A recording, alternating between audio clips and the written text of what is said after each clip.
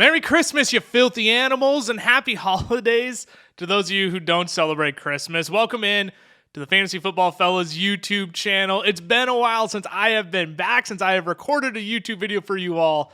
But my name is Lucas Wenzel, and today we are talking about the 7 best picks to take for Week 16 of the NFL season. We'll cover all of the Christmas games, well, not all the Christmas games, but we'll have picks spanning Saturday, Sunday, Monday's NFL action.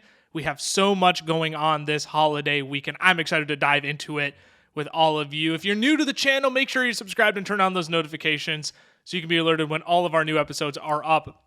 We have shorts coming daily. We have a video of some variety, whether it be a video just like this or a podcast video daily as well.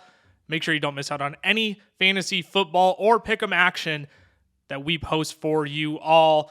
Let's dive on into the 7 best picks for Week 16, though we've got a lot to cover, a lot of football to cover. The first pick that I absolutely love for Week 16 of the NFL season is T. Higgins higher than 57.5 receiving yards. Now, the Steelers, they've been statistically a tough draw for wide receivers the second half of the season. They've allowed the 6th fewest receiving yards per game, the 3rd fewest receptions per game as well. So you look at that and you think, no, I'll pass on T. Higgins, but I don't think that tells the full story, because when you dive into some of the specific numbers, you look at the wide receiver ones that have been playing against the Steelers. Michael Pittman Jr. last week, he went for 78 yards.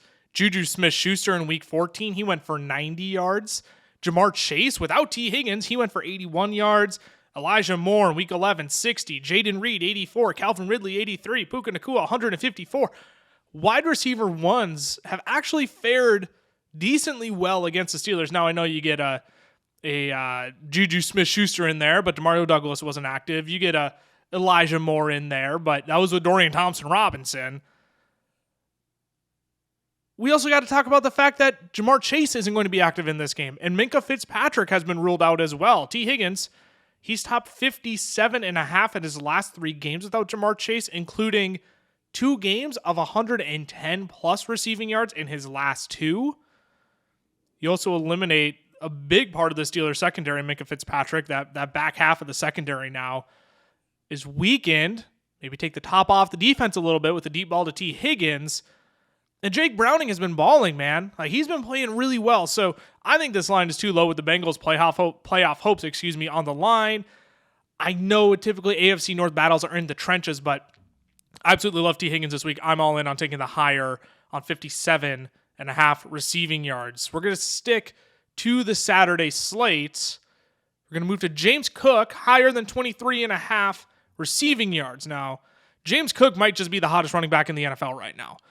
Since Joe Brady took over, James Cook, he is 7th in rushing yards. He is averaging 5.2 yards per carry.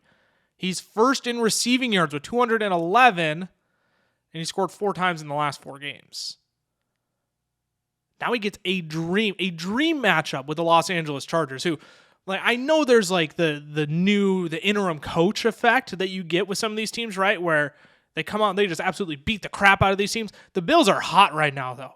They are fighting tooth and nail for the playoffs. And frankly, like, I think Brandon Staley just kind of broke this team. You got Easton Stick at quarterback. This team is nowhere near full health. And the Chargers, it's such a good match for him in the receiving game. Cook is top 23.5 in 4 straight games, and only 3 games this year the Chargers have not allowed a running back to go for at least 24 receiving yards. So that's 11 of 14 games that a running back has had at least 24 receiving yards. Look, and 1 running back in their last 10 games has only failed to hit that projected receiving total of the week. Bodes well for James Cook. And I also, to borrow some stats from friend of the channel, Andrew Erickson, over at Fantasy Pros. Love all the stuff that he puts out, especially the Betting Pros primer that he puts out. I love reading through that. The Chargers, they are 29th in DVOA versus running backs in the passing game this year, while allowing the 2nd most receiving yards to backs on the season. So this quickly became one of my favorite plays of the week. I actually got in a debate with Ty about it last night in our group chat, where I thought this was a trap. And the more digging I've done, the more I absolutely love this pick for James Cook. So higher on 23.5 receiving yards for James Cook this week. I love that pick. Let's move on to the Christmas Eve slate now. Got a lot of games to cover here, but I'm actually only going to stick in 3 of these games. First pick I want to talk about is Chuba Hubbard higher than 16.5 rush attempts.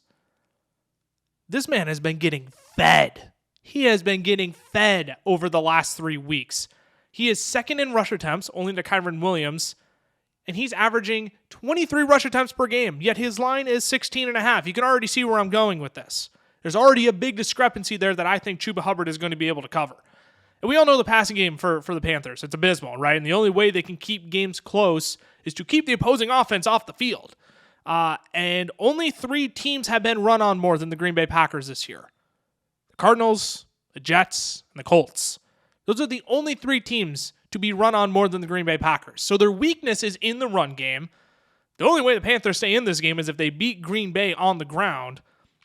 And since week 10, the Packers, they're being run on 23 times a game. They're allowing the 4th most rushing yards per game, and they're allowing 5.1 yards per carry to backs. So so I say all that and it may be like, oh, well, you know what? Maybe I should take Chuba Hubbard's rushing yards then. That's set up all the way at 73.5. It opened at 67.5, and I was more, actually it opened at 65.5, and I would have been much more enticed to take that number, but Chuba's averaging only 4 yards per carry over the last 3 weeks. So if you want to do the quick math on that, let's say that is his floor. 17 times 4 would give you 68, which is less than 74 rushing yards. I'm avoiding the rushing yards. I'd rather just take the attempts and leave the variance of yards per carry out of it. Miles Sanders has been less involved as well. The coaching staff clearly sees that Chuba has more juice right now. So that is why I love 16.5 rush attempts, the higher on that for Chuba Hubbard in Week 16 against the Green Bay Packers. We're actually going to stick in this matchup for the next pick as well, because I want to talk about Jordan Love lower than 232.5 passing yards. If you thought I was taking hires for this entire video, you're wrong. I typically like to say life is too short to take the lower, but in this case, it's too good because before you tell me this is a stupid pick, I know what I'm getting myself into here, all right? Because Love has hit this mark. Like, he's gone over 232 in 6 of his last 7 games. He's playing really well right now, but the Panthers, they have been brutal to quarterbacks this year, okay? Only 3 quarterbacks have thrown for more than 230 yards against the Panthers this year. They're allowing only 161 passing yards per game over their last 8 contests. They got J.C. Horn back as well. You want to take a look at Derek Carr's numbers? You want to take a look at Desmond Ridder's numbers? I know those aren't 2 great quarterbacks. Jordan Love is probably better than both of them right now, but both went for sub 150 yards. Like, this Panthers defense, this Panthers secondary is sneaky underrated. And you have to acknowledge the injuries, right? I talked about J.C. Horn coming back. But Love might be without both Christian Watson and Jaden Reed in this game. And the icing on the cake, Love has gone lower than 233 passing yards in 4 of 7 road games this year. There you go. That's all I need. I foresee this game being extremely run-heavy, actually. I think Aaron Jones could have himself a nice day. I'm kind of staying away from his picks, though. Again, too much variance. The Carolina Panthers, they haven't been like bleeding efficiency on the ground. But at any rate, I don't see Jordan Love needing to air it out 35-plus times this game, so I'm leaning the lower on his passing yards. I actually really like that pick this week. It's one of my favorite picks, hence makes our top 7 picks for Week 16. Now, before we dive into these last 3 picks, though, I just wanted to give you all a heads up that Underdog Fantasy, they're giving out a Russell Wilson free score of half a total yard on Christmas Eve for Sunday Night Football when you sign up with our code FELLAS. That is a free win they are giving you on any of your entries this weekend. They're also going to match your first deposit up to $100 as well. So you can go take advantage of that free score deposit. Make your first deposit, using the first link down in the description of this video. And again, make sure you sign up with that code FELLAS to get that free score, and they're going to match your first deposit up to $100. Again, first link down in the description of this video for that free square, $100 deposit match as well. Let's keep cruising here, though. Let's keep cruising. 5th pick we want to talk about, Justin Jefferson, higher than 79.5 receiving yards. It's a Lions week for Justin Jefferson, baby. He loves playing the Detroit Lions. He's gone for at least 120-plus receiving yards in 4 of 6 games against Detroit for his career, including a 220-plus yard game in December last year. Now, I realize Nick Mullins is under center, but even against Cincinnati last week, he targeted Jefferson 10 times, more than Jordan Addison, who had the better fantasy day, better production day, but Still targeted Jefferson 10 times. He caught 7 of them for 84 yards, so he already hit that mark in a game with Nick Mullins. And the Lions have been getting burned by wide receivers the second half of the season, just as much as Cincinnati has, right? 4th most receiving yards allowed. Nearly 14 yards of reception, 13.9. That is tied for the 5th most. And 4 wide receivers have topped 90 receiving yards in the last 6 games against the Lions. So if this projection, though, is too nerve-wracking for you, you're like, Nick Mullins, you know what? Justin Jefferson did have that 16-yard game, at home against the Lions last year. I get it. So if you want to go Jordan Addison 49.5, I'm totally good with that too. I think that's another strong play this week. But this is a must-win game for the Vikings. And if the Lions come to play, this could be a high-scoring game with a ton of offense. Jared Goff plays well in covered stadiums. So I like the higher on 79.5 for Justin Jefferson. I think he's plenty involved. If the Vikings are going to win, the ball is going to need to be in his hands. 79.5 higher for Justin Jefferson. Let's move on to the 6th pick. Now, David Njoku higher than 49.5 receiving yards. This, I know I said this for a multitude of them where, this is one of my favorite plays of the week, but this one isn't too tough to explain with Njoku because not only is it a great spot, but he's been on fire with Joe Flacco, right? 91 and 104 receiving yards in his last 2 games with Joe Flacco. And on the season, Houston, they're allowing the 3rd most receiving yards, the 2nd most receptions, and the most targets to the tight end position. And I know the Browns are on the road, and I know this Houston Texans team is going to be without C.J. Stroud. Their offense just isn't clicking at the same rate against a really good Cleveland Browns defense. But Njoku has missed this mark only 2 times in the last 9 games. So, look, while his hand is still hot right now, I'm going to ride 49.5 in a phenomenal matchup. That just feels like a no-brainer to me, and there really isn't much more explaining needed here. David Njoku higher than 49.5 receiving yards in a great matchup with the Houston Texans. Fired up this week, baby. I love this pick for David Njoku. Let's wrap out the video, though. Last pick, Rashee Rice higher than 64.5 receiving yards against the Las Vegas Raiders. It took the Chiefs 12 weeks to finally figure out who their best wide receiver is. But hey, you know what? Props to them. At least they finally figured it out. Look, Rice has seen 9+ targets in each of his last 4 games, and he's gone for 64 or more yards in each of those games, yet his line's at 64.5. Look, if you're giving me half a yard, I'm just going to take the higher on that. A wide receiver has topped this number in 10 of 14 games against the Raiders this year, and lo and behold, Rashee Rice was one of those wide receivers back in Week 12.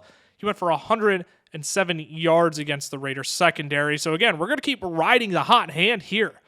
This Kansas City Chiefs passing game is Rashee Rice and Travis Kelce. That is it. The only 2 players that are relevant in this passing game. And I know Isaiah Pacheco is coming back, but Rashee Rice was starting to get hot while Pacheco was still in the lineup.